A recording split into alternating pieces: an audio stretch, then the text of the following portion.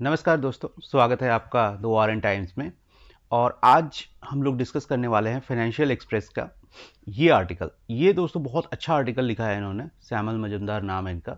और इन्होंने एआई पे और जिस तरह से इकॉनमी हमारी चेंज हो रही है and how it will pose challenge to our economy, ये इस पे बहुत ही शानदार आर्टिकल है। और सबसे अच्छी बात कि इनकी जो इंट्रो रही है, ये जो इंट्रो इन्होंने लिखा है, इस इंट्रो में दोस्तों आपको ऐसे के लिए बहुत अच्छा मटेरियल मिल जाएगा। मान लीजिए कि जो अभी जो जितने भी जैसे ऐसे एसेट्स आ रहे हैं, अगर टेक्नोलॉजी और इकोनॉमी से रिलेटेड कोई भी इस तरह का ऐसे आता है आपके मेंस में, तो ये जो इंट्रो है ना, बहुत ज़बरदस्त इंट्रो लिखा है इन्होंने। इस सब को हम लोग डिटेल में डिस्कशन करेंगे, ठीक है। आगे चल के पूरे जो एडिटोरियल इन्होंने लिखा है, जो भी फैक्चुअल इन्फॉर्मेशन है, जो भी एनालिटिकल है, इसको हम लोग पूरे पूरे को डिटेल में अभी एनालिसिस करेंगे। लेकिन इससे पहले मैं चाहता हूं कि आप ये मेंस का आंसर राइटिंग के लिए मैंने ये क्वेश्चन बनाया है। ये इसी आर्टिकल पे बेस्ड है, और जितने भी आपके और इन्फॉर्मेशन है उनको भी आप इंक्लूड करके बहुत अच्छा एक आंसर लिख सकते हैं। देखिए, आंसर राइटिंग बहुत जरूरी है। Without answer writing you cannot clear mains, and until you clear mains you cannot get through this examination, ठीक है। आपको इस एग्जाम को क्लियर करने के लिए लिखना ही लिखना है, no matter how big top gun you are, कितने भी बड़े आप तोप हो जाएं, लेकिन आप बिना लिखे बिना प्रैक्टिस किए मेंस के लिए आप नहीं क्लियर कर सकते हैं। प्रीलिम्स में आपके सेंसेस, आपकी स्मार्टनेस, आपकी स्ट्रीट स्मार्टनेस सारी काम में आ जाएंगी, लेकिन मेंस में आपको रिलीजियसली लिखना ही पड़ेगा। तो इससे अच्छा है कि आप एडिटोरियल पढ़िए और उससे जो क्वेश्चन बन पा रहा है, जो क्वेश्चन यहाँ पे दिया जा रहा है, उसको आप लिखिए।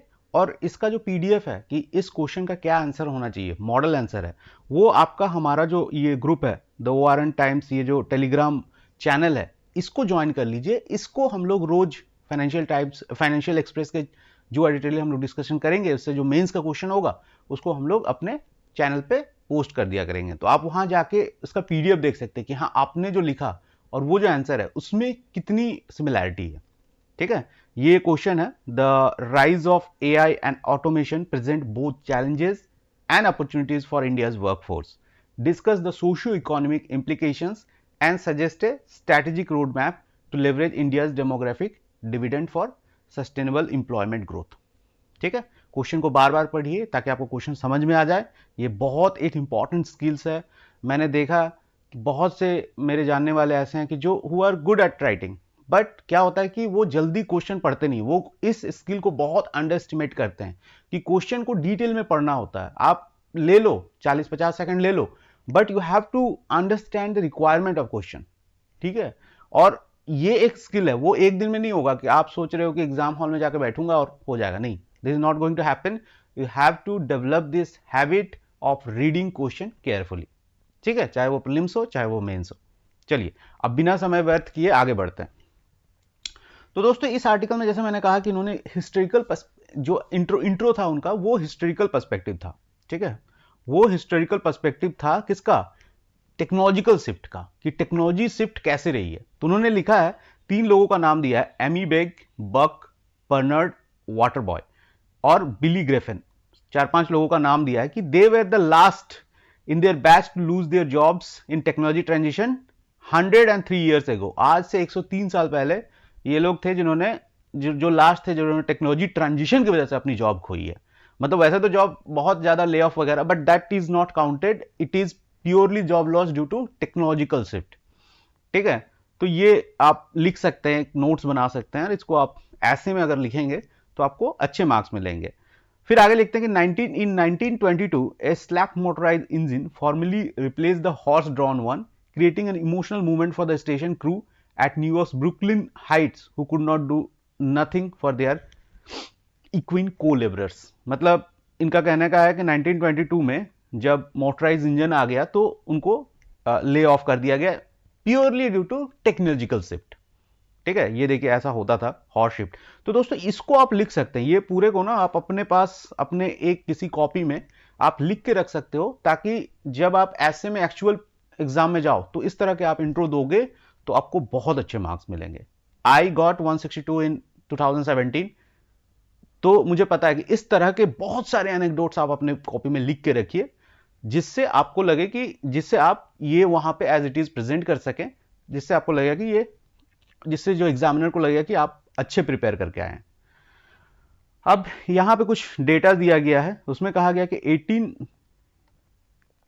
1890 में, फॉर एग्जांपल उन्होंने इसको आगे एक्सप्लेन किया है कि 1890 में यूएस में करीब करीब 13,800 कंपनीज थी जो क्या करती थी, हॉर्स और कैरिजेस, जो हॉर्स ड्रॉन कैरिजेस होते थे उनमें इन्वॉल्व थी, उनमें इकोनॉमी में इन्वॉल्व थी। लेकिन 1920 आते आते, ठीक है, ओनली 90 सच कंपनीज रिमेन्ड। सोचो कितना बड़ा टेक्नोलॉजिकल शिफ्ट है, क्योंकि 1903 में तो Ford motor company was founded. जो हेनरी फोर्ड थे उन्होंने 1903 में फोर्ड मोटर कर दिए, फोर्ड मोटर सेटअप किया कंपनी, और फिर क्या हुआ, पूरे देश में हॉर्स ड्रॉन कैरेजेस की जगह मोटर कैरेजेस शुरू हो गए, ठीक है। और ये 1920 तक आते आते 1.2 मिलियन ऑटोमोबाइल सोल्ड। 1923 तक आते आते 10 लाख, 12 लाख, 15 लाख जो है मोटराइज्ड कार्स बिकना शुरू हो गया। तो हॉर्स ड्रॉन कैरेजेस क्या हुए, पूरी तरह से हट गए, और इस ट्रांजिशन में बहुत से लोगों ने जॉब खोया, खासकर वो जो पूरी हॉर्स और कैरेजेस बिल्डिंग जो इकोनॉमी थी वो पूरी तरह से खत्म हो गई। ठीक है, ये तो ये क्या बताता है हमें कि टेक्नोलॉजिकल ट्रांजिशन आर डिस्ट्रप्टिव्स। लेकिन दोस्तों इसमें एक चीज और है, जैसे कि 10-12 मिलियन, 15 मिलियन, 15 लाख जो कार्स बिकने शुरू हुए, उससे भी तो नई जॉब्स क्रिएट हुई ना। ऑटोमोबाइल्स के पार्ट बनाना शुरू हुए, फिर इकोनॉमी भी ग्रो हुई, क्योंकि लोग, है ना, लोग अपने घर से दूर रहने लगे। हॉर्स से कितना ही नजदीक रहते थे जो भी इकोनॉमी सेंटर थे, लेकिन जब कार हो गया तो ये बहुत दूर भी रहने लगे। तो इस तरह से क्या हुआ, इकोनॉमी एक्सपेंशन हुआ, ठीक है, जो फ्यूल इकोनॉमी है उसमें। तो इससे क्या हुआ कि इससे हमको यही पता चलता है कि टेक्नोलॉजिकल जो शिफ्ट होते हैं वो आपके डिसरप्टिव तो होते हैं, लेकिन उसमें एक आपका अपॉर्चुनिटी भी छिपा होता है जो हमें एक्सप्लॉइट करने की जरूरत है। अब मॉडर्न डे ट्रांजिशन में क्या क्या है, जैसे देखिए मान लीजिए इंटरनेट आ गया है, मोबाइल कंप्यूटिंग आ गई, एआई, स्मार्टफोन, अभी तो इतनी ज्यादा डिसरप्टिव टेक्नोलॉजीज आ रही हैं कि मतलब इससे निपटना तो बहुत ही चैलेंजिंग है। ठीक है, ये हमें बहुत फोकस रहना होगा, तभी हम इन चैलेंज से निकल पाएंगे, नहीं तो हमारी जो ट्रेडिशनल इंडस्ट्रीज हैं वो पूरी तरह से डिसरप्ट हो चुकी हैं। ठीक है, इसी मामले में एक वर्ल्ड इकोनॉमिक फोरम जो है उनका एक रिपोर्ट आया जिसमें कहा गया कि 2025 तक 75 million jobs will be displaced by AI, लेकिन 133 million new jobs will created. Satya Nadella का भी अभी एक इंटरव्यू आया था, उसमें भी उन्होंने कहा था कि जो टेक्नोलॉजी ट्रांसफर ये हो रही है, शिफ्ट हो रही है, उसमें जरूरी नहीं कि जॉब्स जा रही हैं, जॉब्स क्रिएट भी हो रही हैं। ठीक है, our need is only to, हमें वैसे एरियाज में फोकस करना होगा जहां से ज्यादा हम लोग जॉब निकाल सकें। ठीक है, रेदर देन रेंटिंग अबाउट कि हमारे इतने जॉब्स चले गए, हमें फोकस करना चाहिए कि हमें क्या नई अपॉर्चुनिटीज मिल रही हैं। ठीक है, एग्जाम्पल ऑफ डिस्क्रिप्शन के लिए आप देखिए, e commerce replacing physical retail store, है ना, ई कॉमर्स कितना ज्यादा हो गया, फ्लिपकार्ट, अमेजन, नाइका, ये सब।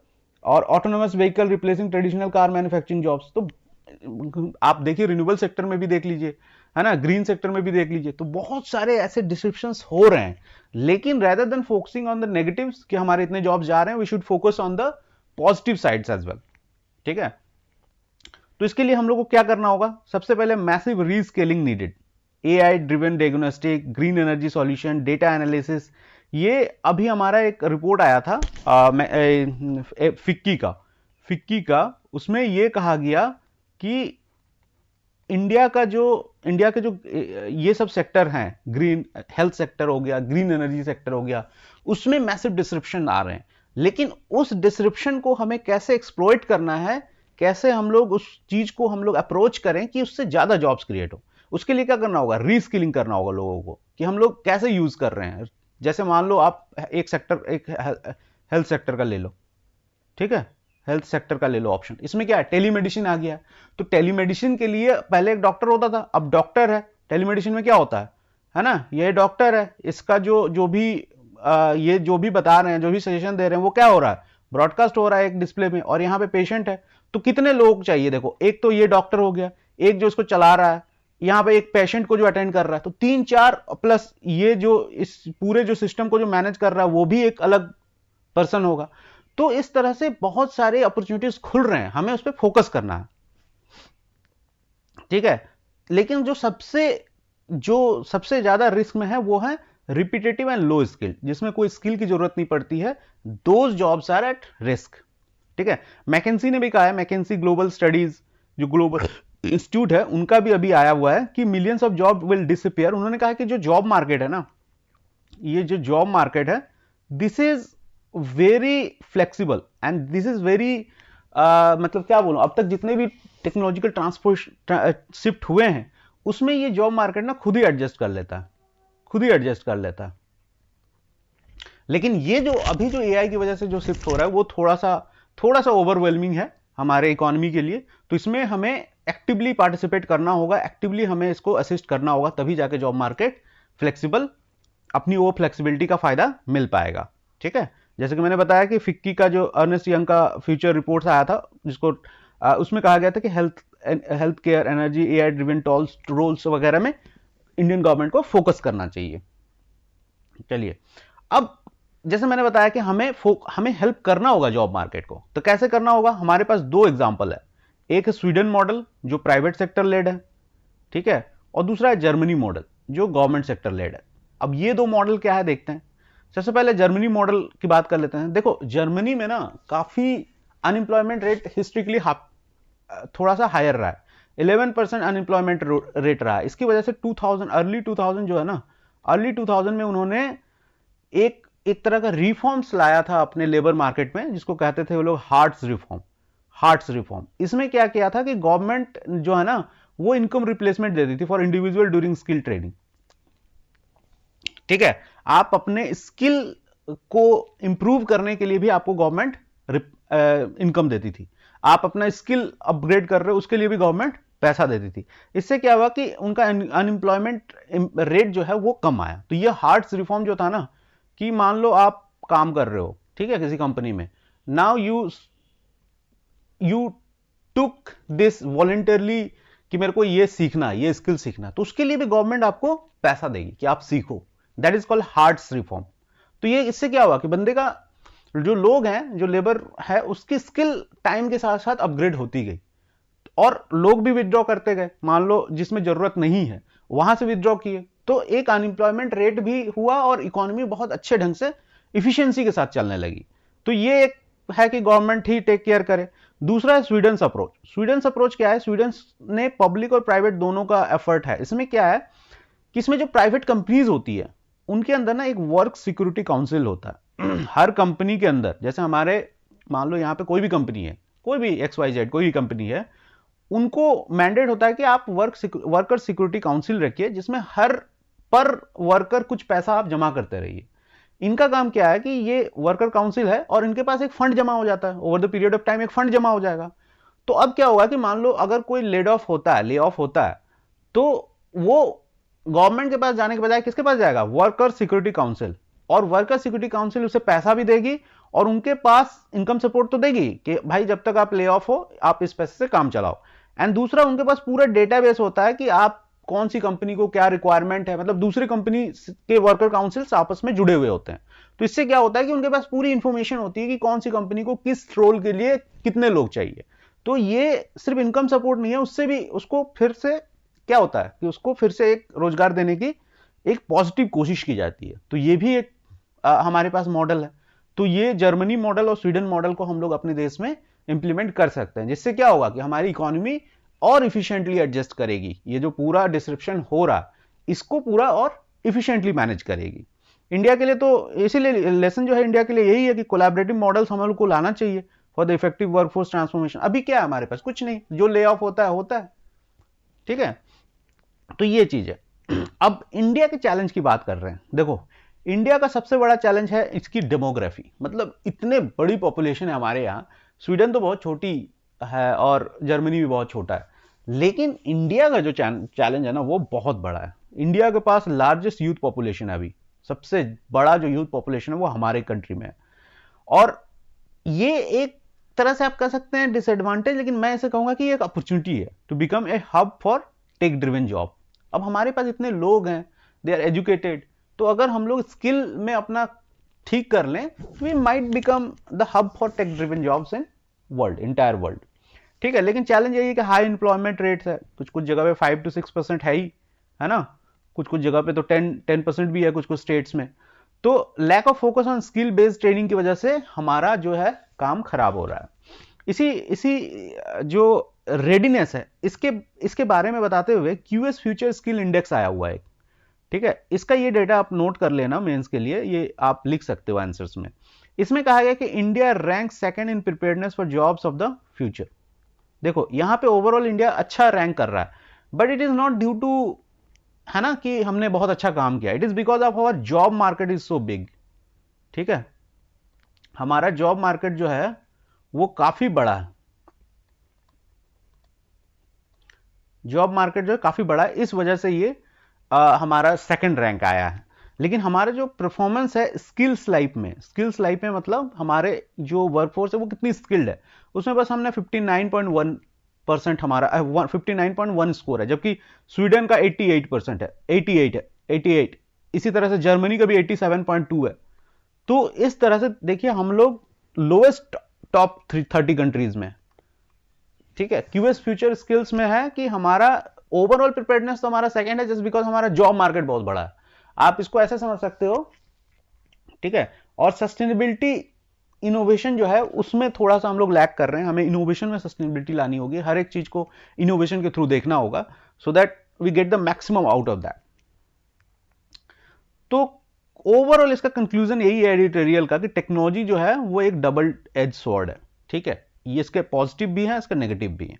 तो अब आप पे डिपेंड करता है कि हाउ यू टेक इट, ठीक है। ये डिस्ट्रप्टिव भी है और ट्रांसफॉर्मेटिव भी है।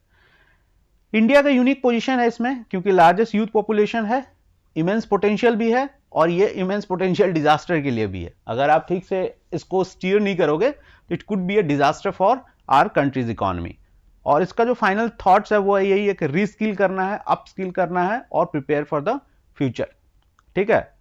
लोगों में भी इन्वेस्ट करना है रेदर देन जस्ट इंफ्रास्ट्रक्चर। आप इंफ्रास्ट्रक्चर बना दिए, कंपनी बना दिए, लेकिन लोग